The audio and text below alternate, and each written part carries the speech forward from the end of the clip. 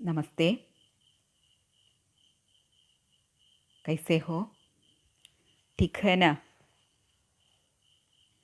കഴിഞ്ഞ ക്ലാസ്സിൽ സുമിത്രാനന്ദൻ പന്തിൻ്റെ നൗകാ വിഹാർ എന്ന കവിതയാണ് നമ്മൾ ആരംഭിച്ചത്. അതിൻ്റെ ആദ്യത്തെ കുറച്ച് വരികളാണ് കഴിഞ്ഞ ക്ലാസ്സിൽ പറഞ്ഞത്. ആ ഭാഗം ഒരിക്കൽ കൂടി ആവർത്തിച്ചതിന് ശേഷം നമുക്കതിൻ്റെ ബാക്കി ഇന്നത്തെ ക്ലാസ്സിൽ പറയാം. ഇവിടെ നൗകാ വിഹാർ എന്ന കവിതയിൽ സുമിത്രാനന്ദൻ പന്ത് പറയുന്നത്, അദ്ദേഹം കാലാകാഗർ എന്ന കൊട്ടാരത്തിൽ കുറച്ചുനാൾ അതിഥിയായി താമസിക്കാൻ ചെന്നപ്പോൾ സുഹൃത്തുക്കളോടൊപ്പം ഒരു വേനൽക്കാലത്തെ രാത്രിയിൽ ഗംഗാനദിയിലൂടെ നടത്തിയ തോണിയാത്രയെക്കുറിച്ചിട്ടുള്ള വർണ്ണനയാണ്. ആ വർണ്ണന ആരംഭിക്കുന്നത് ഇങ്ങനെയാണ്: ശാന്ത് സ്നിഗ്ധ ജ്യോത്സ്ന ഉജ്വൽ അപലക് അനന്ത് നീരവ് ഭൂതൽ സൈകത് ശയ്യാ പർ ദുഗ്ധ ധവൽ തന്വംഗി ഗംഗ ഗ്രീഷ്മ വിരൽ लेठी है श्रांत क्लांत निश्चल तापस भाला गंगा निर्मल शशिमुख से दीपित मृदु करतल लहरे उर पर कोमल कुंतल गोरे अंगों पर सिहर सिहर लहराता तार तरल सुंदर चंचल अंचल सा नीलांबर साड़ी की सिकुड़न सी जिस पर शशि की रश्मि विभा से भर सिमटी है वर्तुल मृतुल लहर. ഈ ഭാഗത്ത്, ഈ വരികളിൽ സുമിത്രാനന്ദൻ പന്ത് ഗംഗാ നദിയുടെ മനോഹരമായ വർണ്ണനയാണ് നടത്തിയിരിക്കുന്നത്. അപ്പോൾ ഗ്രീഷ്മകാലം, വേനൽക്കാലത്ത് ഗംഗാ നദിയിലെ വെള്ളം കുറഞ്ഞു പോയിരിക്കുന്നു. അപ്പോൾ ഗംഗാ നദി മെലിഞ്ഞ സുന്ദരിയായ ഒരു യുവതിയെ പോലെ ആയിട്ടുണ്ട് എന്നാണ് കവിയുടെ ഭാവന. അപ്പം അങ്ങനെ മെലിഞ്ഞ സുന്ദരിയായ ഗംഗാ നദിയെക്കുറിച്ചാണ് ഇവിടെ പറയുന്നത്. അപ്പോൾ ഒരു നല്ല നിലാവ് പരന്നൊഴുകുന്ന ഒരു രാത്രി, എല്ലായിടത്തും നിശ്ചലമായി കിടക്കുന്നു. ഗംഗാ നദിയുടെ ആ പ്രദേശം മുഴുവൻ നിശബ്ദമായി കിടക്കുകയാണ്. അപ്പോൾ ആ മണൽപ്പരപ്പിൽ ഗംഗാനദി, മെലിഞ്ഞ് സുന്ദരിയായ ഗംഗാനദി വിശ്രമിക്കാനെന്ന വണ്ണം കിടക്കുന്നു. ആ സമയത്ത് നിലാവിൽ കുളിച്ചു കിടക്കുന്ന ഗംഗാനദിയെ കാണുമ്പോൾ ഒരു താപസ കന്യകയെപ്പോലെ തോന്നിക്കും. അതുമാത്രമല്ല, ഗംഗാനദിയിലെ ചെറിയ ഓളങ്ങൾ അതിങ്ങനെ ഇളകി, ആ ഓളങ്ങൾ ഇങ്ങനെ മുന്നോട്ട് പോകുമ്പോൾ അത് ഗംഗാനദിയുടെ മാറിലേക്ക് വീണ് കിടക്കുന്ന തലമുടിയായി, കേശരാശിയായി കവിക്ക് തോന്നുന്നു. അതുപോലെ നിലാവിൽ കുളിച്ചു നിൽക്കുകയാണ് ഗംഗാനദി. അപ്പോൾ ആ സമയത്ത് നല്ല നീല ആകാശം, അവിടെ നക്ഷത്രങ്ങൾ മിന്നിത്തിളങ്ങി നിൽക്കുന്ന നീലാകാശം ഗംഗാനദിയുടെ വസ്ത്രമായി കവിക്ക് തോന്നുകയാണ്. പിന്നെ അതുപോലെ തന്നെ ഗംഗാനദിയിലെ ആ ചെറിയ ഓളങ്ങൾ ഇങ്ങനെ വൃത്താകൃതിയിൽ ഇങ്ങനെ ഓളങ്ങൾ മുന്നോട്ട് ഇങ്ങനെ പോയിക്കൊണ്ടിരിക്കുമ്പോൾ അത് ഗംഗാനദിയുടെ വസ്ത്രത്തിലെ ഞൊറിവുകളായി കവി സങ്കല്പിക്കുകയാണ്. അപ്പോൾ ആ മനോഹരമായ നിലാവിൽ കുളിച്ചു നിൽക്കുന്ന മനോഹരിയായ ഗംഗാനദിയുടെ വർണ്ണനയാണ് ആദ്യ ഭാഗത്തെ ആ വരികളിലൂടെ നമ്മൾ പഠിച്ചത്. ഇനി അതിനുശേഷം ഇന്നത്തെ ക്ലാസ്സിൽ നമുക്കതിൻ്റെ തുടർന്നുള്ള കുറച്ച് ഭാഗം പഠിക്കാം.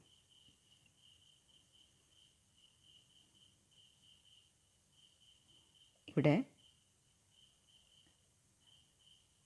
കവി പറയുന്നു, സുമിത്രാനന്ദൻ പന്ത് പറയുന്നു, चांदनी रात का प्रथम प्रहर हम चले नाव लेकर सत्वर सिकता ही सिकता की सस्मित सीपी पर मोती की ज्योत्स्ना रही विचर लो पालेम छठीम उठा लंगर मृदु मंद मंदर मंदर लघु तरणि हंसिनी सी सुंदर तिर रही खोल पालों के पर निश्चल जल के शुचि दर्पण पर बिंबित हो रजत पुलिन निर्भर दुहरे ऊंचे लगते क्षण भर काला कांगर का राजभवन सोया जल में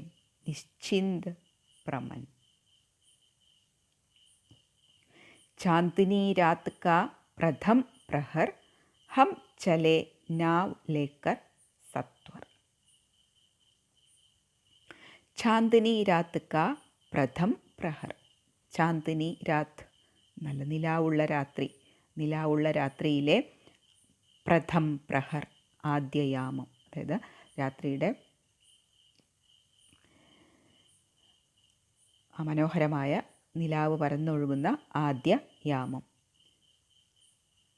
അപ്പോൾ ഞങ്ങൾ ഹം ചലേ നാവ് ലേക്കർ സത്വർ, ഞങ്ങൾ നാവ് ലേക്കർ സത്വർ ചലേ, ഞങ്ങൾ തോണിയുമെടുത്ത് സത്വർ ചലേ, പെട്ടെന്ന് യാത്ര ആരംഭിച്ചു. അപ്പം നിലാവിങ്ങനെ പരന്നൊഴുകുന്ന രാത്രിയുടെ ആദ്യയാമം ഞങ്ങൾ തോണിയുമെടുത്ത് വേഗത്തിൽ യാത്ര ആരംഭിച്ചു. സിക്താ की सस्मित सीपी पर मोती की ज्योत्स्ना रही विचर. സിക്ത की सस्मित सीपी पर, സിക്ത മൺതിട്ട, ഗംഗാനദിയിലെ മണൽത്തിട്ടകൾ.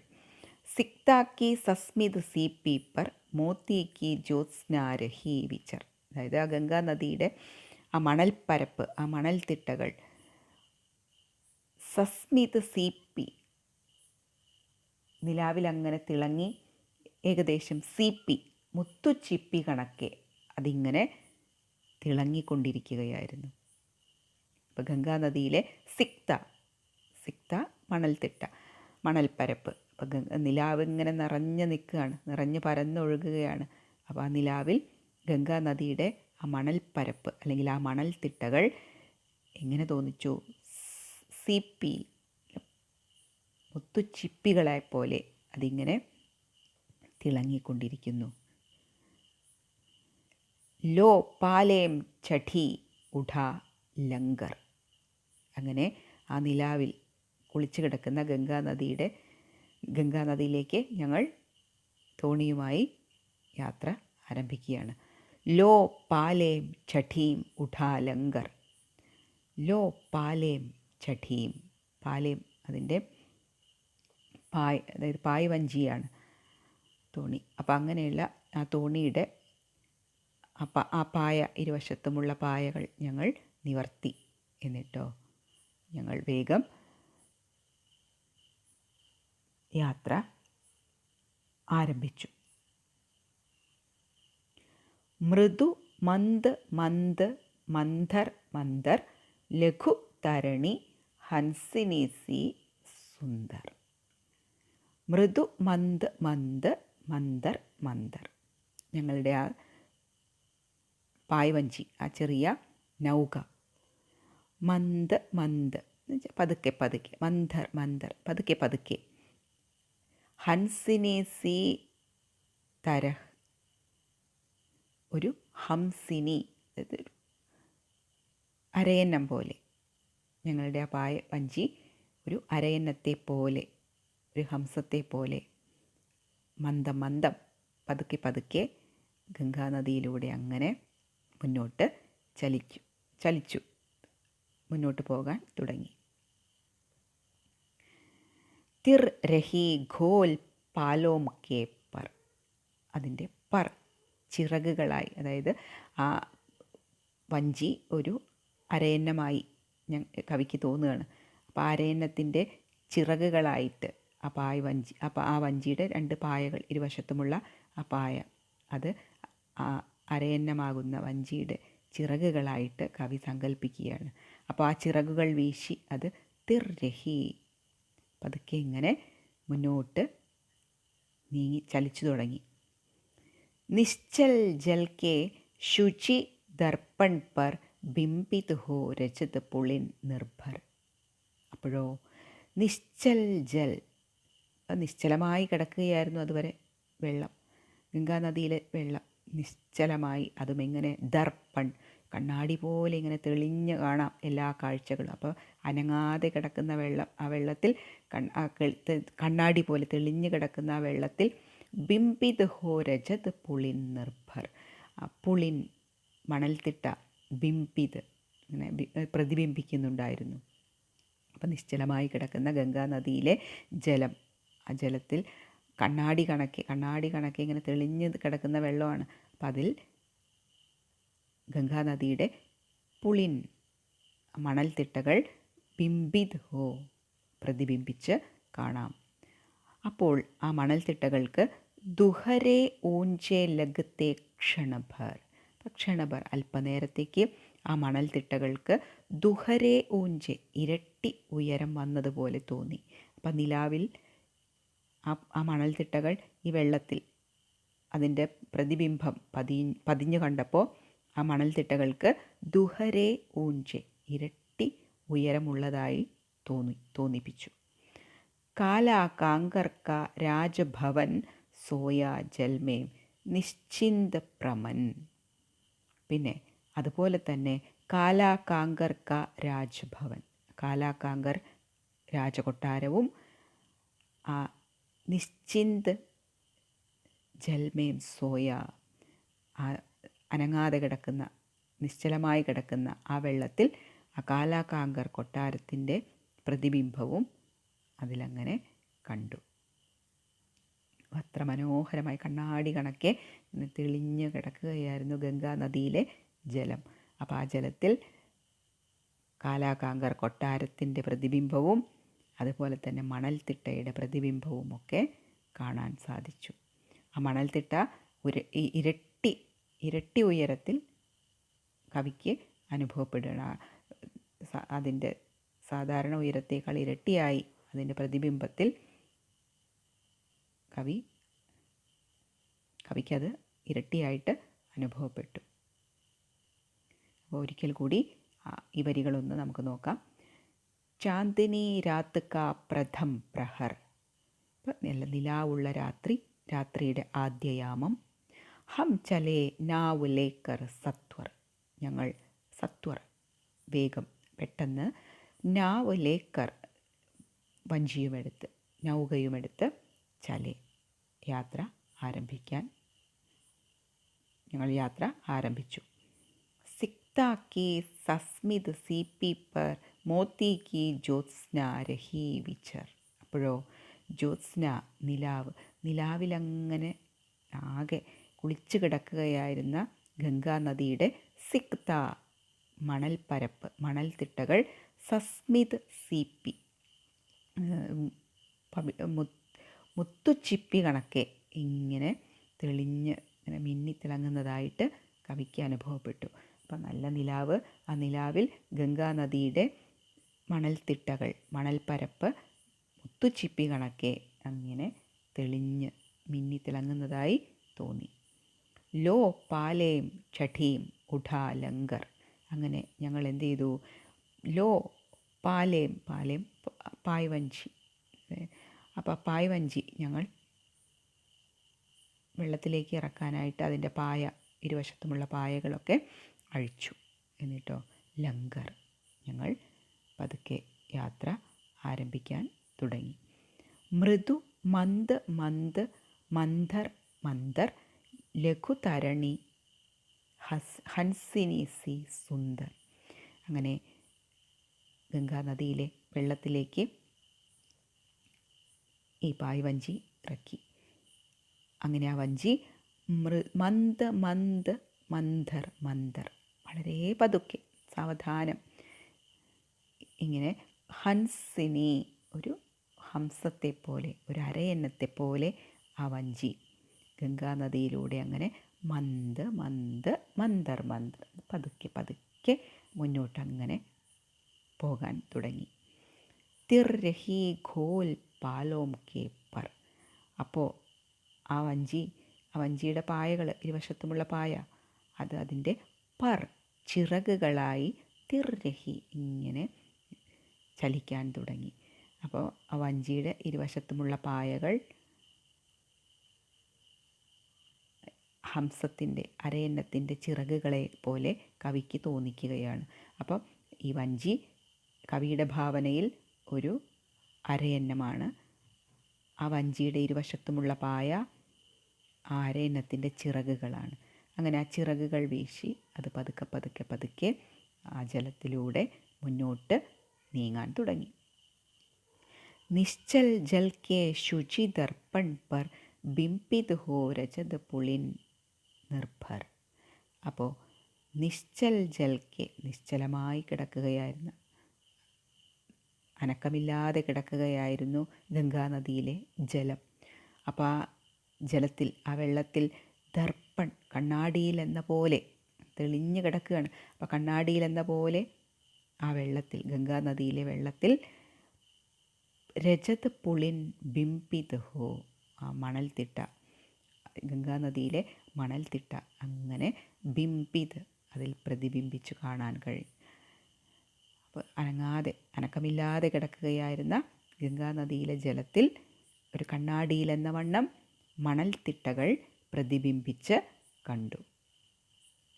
ദുഹരെ ഊഞ്ചേ ലഗത്തെ ക്ഷൺഭർ. അപ്പോൾ ആ മണൽത്തിട്ടകൾക്ക് ദുഹരെ ഊഞ്ചേ, ഇരട്ടി ഉയരമുണ്ടായി, ഇരട്ടി ഉയരമുള്ളതുപോലെ ലഗത്തെ തോന്നിച്ചു. അപ്പോൾ കണ്ണാടി കണക്കെ തെളിഞ്ഞു കിടക്കുന്ന ആ വെള്ളത്തിൽ ഗംഗാനദിയുടെ മണൽത്തിട്ടകൾ പ്രതിബിംബിച്ചു.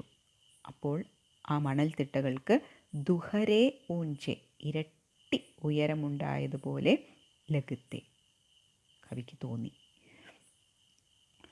കാല കാങ്കർ കാ രാജ്ഭവൻ സോയാ ജൽമേ നിശ്ചിന്ത് പ്രമൻ.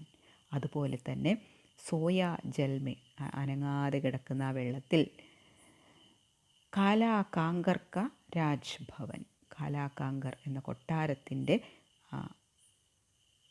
ദൃശ്യവും ബിംബിത് ഹോ, പ്രതിബിംബിച്ചു കണ്ടു.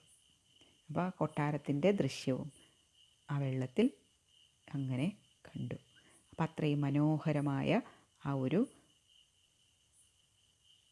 അന്തരീക്ഷത്തിൽ, ആ ഒരു രാത്രിയുടെ ആദ്യയാമത്തിൽ കവി സുമിത്രാനന്ദൻ പന്ത് അദ്ദേഹത്തിൻ്റെ സുഹൃത്തുക്കളോടൊപ്പം ആ ഗംഗാനദിയിലൂടെ തോണിയാത്ര ആരംഭിച്ചു.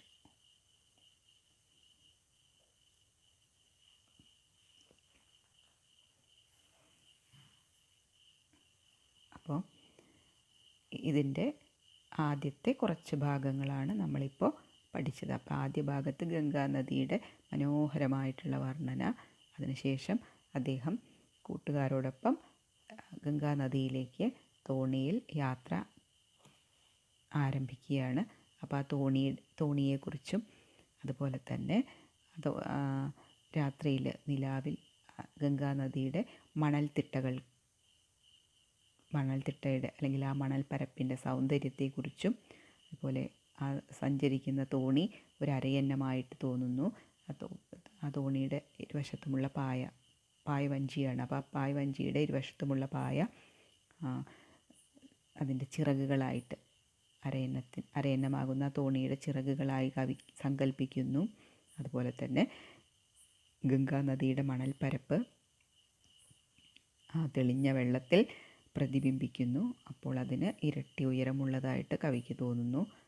അതുപോലെ തന്നെ കാലാകാങ്കർ കൊട്ടാരത്തിൻ്റെ പ്രതിബിംബവും ആ വെള്ളത്തിൽ കാണാൻ കഴിയുന്നു. അപ്പോൾ ഇങ്ങനെയുള്ളൊരു മനോഹരമായ വർണ്ണനയാണ് ഇതിൻ്റെ ആദ്യ ഭാഗത്ത് സുമിത്രാനന്ദൻ പന്ത് നടത്തിയിട്ടുള്ളത്. ഇനി ഇതിൻ്റെ ബാക്കി ഭാഗമാണ്, അത് നമുക്ക് വരുന്ന ക്ലാസ്സുകളിൽ, അടുത്ത ക്ലാസ്സുകളിൽ നമുക്ക് തുടർന്ന് എടുക്കാം. അപ്പോൾ ഇന്നത്തെ ക്ലാസ് എല്ലാവരും ശ്രദ്ധിച്ച് മനസ്സിലാക്കണം. അപ്പോൾ ഇതിൻ്റെ ബാക്കി ഭാഗം നമുക്ക് അടുത്ത ക്ലാസ്സുകളിൽ തുടർന്ന് പഠിക്കാം. അപ്പോൾ അതുവരേക്ക് എല്ലാവർക്കും ധന്യവാദം.